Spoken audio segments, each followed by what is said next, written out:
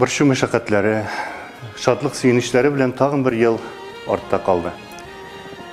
Бөтендөнья татар конгрессы башкарма комитеты да, Бөтендөнья татар конгрессына әгъза булган безнең оешмаларыбыз да ел дәвамында барлык чикләүләргә дә карамастан бик күп чаралар үткәрделәр. Әлдән-әле зур очрашуларыбыз булып торды. Ә инде киләсе 2022 ел безнең өчен бик мөһим ел.